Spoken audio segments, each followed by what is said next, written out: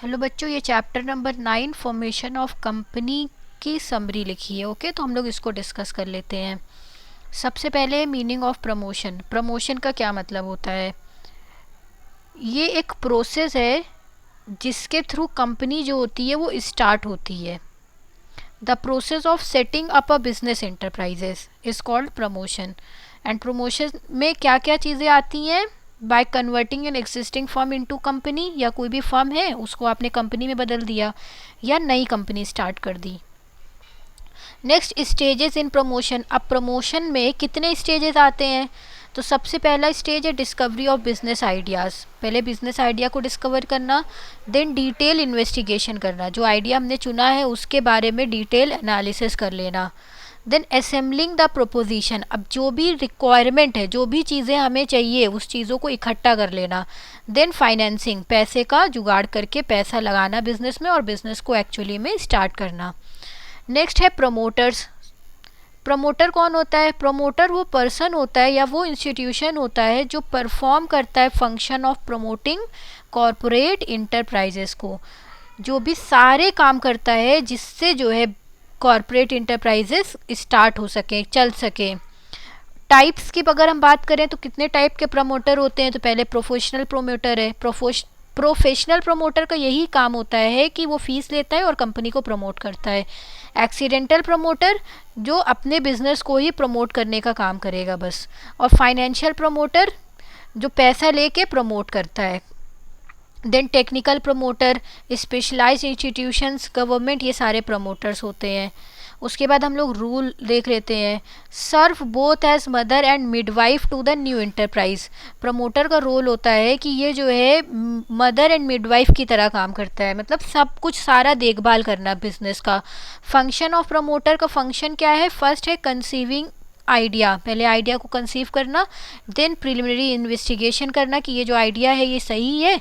After that detail investigation करना कि हाँ ये डिटेल में सारी चीज़ों को एनालिसिस कर लेना। जब डिटेल कर लिया, जब पढ़ाई हो गई, सब कुछ हो गया, डिटेल हो गया, फिर उसके बाद ब्रिंगिंग एसोसिएट्स, देन उससे रिलेटेड सारे एसोसिएट्स से मिलना, सारी चीज़ें देखना, फिर फाइनली डॉक्यूमेंट प्रिपेयर करना। जब डॉक्यूमेंट प्रिपेयर हो जाता है फिर उसके बाद प्रिलिमिनरी कॉन्ट्रैक्ट बनता है। प्रिलिमिनरी कॉन्ट्रैक्ट बनाने के बाद फिर फाइनेंस रेज किया जाता है। जब फाइनेंस रेज हो जाता है, पैसा आ जाता है, तब जाके इंटरप्राइज मार्केट में लॉन्च होती है, XY इलेक्ट्रिक कंपनी स्टार्ट हो जाती है।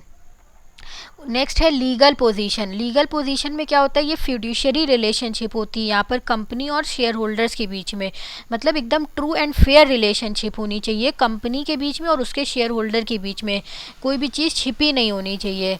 देन इनकॉर्पोरेशन आता है। इनकॉर्पोरेशन मतलब कंपनी रजिस्टर हो जाती है। प्रिपेयरिंग, अगर प्राइवेट कंपनी है तो वो यहाँ से स्टार्ट हो जाती है, इनकॉर्पोरेशन के बाद से उसका काम करना स्टार्ट हो जाता है। अब इनकॉर्पोरेशन में बहुत सारे डॉक्यूमेंट जो होते हैं पब्लिक कंपनी को फाइल करने पड़ते हैं रजिस्ट्रार के पास जाके, तो वो memorandum, articles, then list and consent of first director, उसके बाद address of registered office, then statutory declaration, application in prescribed form, fees का पेमेंट करना, फिर उसके बाद ऑब्टेन करता रहता है सर्टिफिकेट ऑफ इनकॉर्पोरेशन। और प्राइवेट कंपनी ने ऑब्टेन कर लिया और उसका काम स्टार्ट हो गया। देन कमेंसमेंट ऑफ बिजनेस आता है। कमेंसमेंट मतलब starting of business. Filing prospectus, statutory and other declaration, minimum subscription, then certificate of commencement of business is given to the public company and public company also started its working. After that यहाँ पर दिया हुआ है memorandum of association की meaning short में। तो memorandum of association जो होता है ये चार्टर होता है कंपनी का। इसमें डिफाइन होते हैं कंपनी के पावर एंड ऑब्जेक्ट, कंपनी कितना हद तक कैसे कंपनी काम कर सकती है। और मेमोरेंडम में ये भी डिफाइन होती है कंपनी की रिलेशनशिप आउटसाइडर्स के साथ। टोटल 6 क्लॉज होते हैं जो मेमोरेंडम में लिखे होते हैं। पहले तो नेम क्लॉज होता है, मतलब name with limited and private limited. जो भी पब्लिक कंपनी होगी तो उसका नाम पब्लिक लिमिटेड से ख़त्म होगा, प्राइवेट कंपनी होगी तो प्राइवेट लिमिटेड से ख़त्म होगा। देन सिचुएशन क्लॉज होता है। सिचुएशन में क्या होता है? Registered address to determine the domicile of the company. Then object clause होता है। ऑब्जेक्ट में मेन एंड अदर, फिर determine the scope and power of the company. Then capital clause होता है। कैपिटल में number, type and value of share. फिर liability clause आता है। देन एसोसिएशन क्लॉज आता है। नेक्स्ट हम देखें तो आर्टिकल ऑफ एसोसिएशन है। आर्टिकल्स में क्या है, rules and regulations governing the companies internal affair, define relationship between company and its member, और मेंबर एंड मेंबर्स के साथ आर्टिकल में कंपनी के रूल एंड रेगुलेशन मेंशन होते हैं कि कंपनी किस तरीके से काम करेगी, इंटरनल कंपनी कैसे कैसे डील करेगी, और ये रिलेशनशिप भी बताता है कंपनी की उसके खुद के मेंबर के साथ, और मेंबर की मेंबर के साथ भी रिलेशनशिप बताई जाती है आर्टिकल में। अब दिया हुआ है यहाँ पर डिफरेंसेस, एमओए और एओए में क्या डिफरेंस है। अगर हम स्कोप की बात करें तो एमओए जो होता है ये कॉन्स्टिट्यूशन होता है कंपनी का, ये ऑब्जेक्ट एंड पावर डिफाइन करता है, और एओए जो होता है ये रूल एंड रेगुलेशन बताता है कंपनी के बारे में और उनकी वर्किंग ऑफ द कंपनी के बारे में इन्फॉर्म करता है। देन ड्राफ्टिंग या नेसेसिटी की बात करें तो every company must prepare and file it, her company जो होती है एमओए बनाती है, कंपलसरी है। और पब्लिक कंपनी जो होती है, जो लिमिटेड बाय शेयर होती है, वो अडॉप्ट क्या करती है, टेबल ए अडॉप्ट कर लेती है। वो एओ नहीं भी बना रही है तो टेबल ए अडॉप्ट कर लेगी।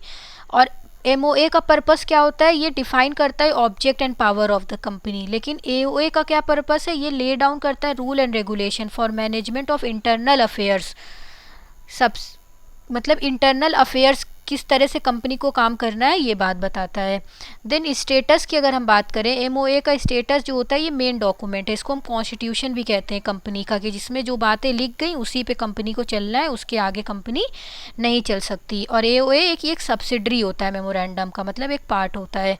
प्रोविजंस में क्या है, एमओए जो है वो कंटेन क्या करता है, anything contrary to the Companies Act, मतलब जो भी कंपनीज एक्ट में है वो कुछ भी must not contain anything contrary to the Companies Act, मतलब जो भी कंपनी एक्ट के खिलाफ है चीज़ें वो नहीं कंटेन कर सकता है एमओए।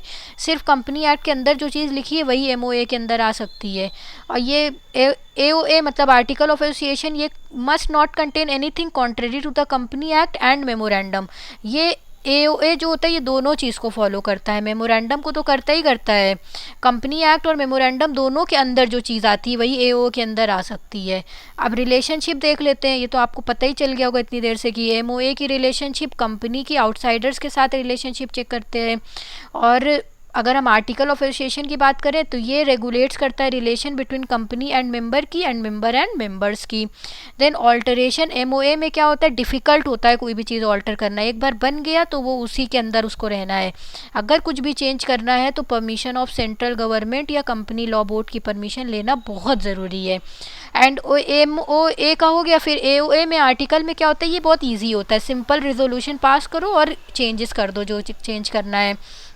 देन लीगल प्रोस्पेक्टस की अगर हम बात करें तो anything done beyond it is wide, अगर हमने इसके बियॉन्ड में कुछ भी कर दिया, मेमोरेंडम ऑफ एसोसिएशन के बाहर अगर कंपनी निकल गई और उसके बाहर उसने कुछ भी काम कर दिया तो वो क्या हो जाएगा, वॉइड हो जाएगा, उसको अल्ट्रा वायरस का नाम दे दिया जाएगा। तो जो मेमोरेंडम के अंदर है वही काम करना है कंपनी को, उसके बाहर कंपनी नहीं निकल सकती। बट एओए में क्या होता है, आर्टिकल ऑफ एसोसिएशन में anything done beyond it can be ratified by the special resolution, कोई भी चीज़ कर सकती है और उसको रेटिफाई भी किया जा सकता है स्पेशल रेजोल्यूशन में। अब इसके बाद प्रोस्पेक्टस की समरी में मीनिंग देख लेते हैं। तो प्रोस्पेक्टस क्या होता है, ये एक इनविटेशन होती है पब्लिक के लिए कि पब्लिक भैया आओ हमारी कंपनी के शेयर को सब्सक्राइब करो और हमारी कंपनी को रजिस्टर करवाओ। तो इनविटेशन होती है पब्लिक के लिए टू सब्सक्राइब टू शेयर या डिबेंचर और to make public deposit including offer for sale issue within 90 days of filing a copy with the registrar, और रजिस्ट्रार के यहाँ पे गए और 90 डेज़ के अंदर जो है इशू कर दिया और उसी के अंदर जो है पब्लिक सब्सक्राइब भी कर ले। Then true and full disclosure of all material facts necessary, और प्रोस्पेक्टस में सारे चीज़ों की सारी चीज़ की इंफॉर्मेशन लिखी होनी चाहिए, कुछ भी चीज़ छिपी नहीं होनी चाहिए। प्रोस्पेक्टस में सारा डिटेल मेंशन होता है। फिर मिनिमम सब्सक्रिप्शन है, तो minimum amount that must be raised before starting a allotment, allotment से पहले मिनिमम अमाउंट जो कंपनी इकट्ठा कर ले, तो मिनिमम 90% जो है इशू प्राइस का इकट्ठा कर लेना है, तो वो होता है minimum subscription. Then scanning the prospectus, तो स्कैन करने में इसमें क्या होता है, बिज़नेस का नेचर, बिज़नेस किस तरीके का नेचर है, कैसा काम कर रहा है बिज़नेस, कौन सी डिपार्टमेंट में काम कर रहा है, टेक्सटाइल इंडस्ट्री है कि ये हमारी जूट इंडस्ट्री है।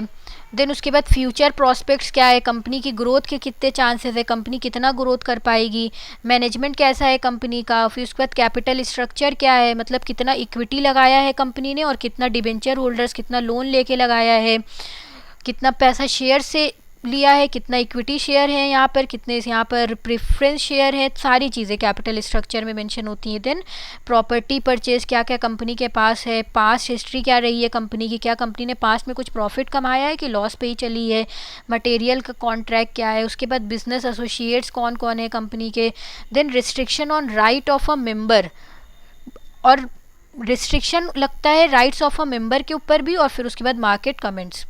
ये हो गया आपकी समरी कंप्लीट। ओके स्टूडेंट्स, इसको आप लोग अच्छे से पढ़ लीजिएगा और एकदम बढ़िया से रिवाइज करिएगा अपने एग्ज़ाम से पहले, ये बहुत इंपॉर्टेंट है।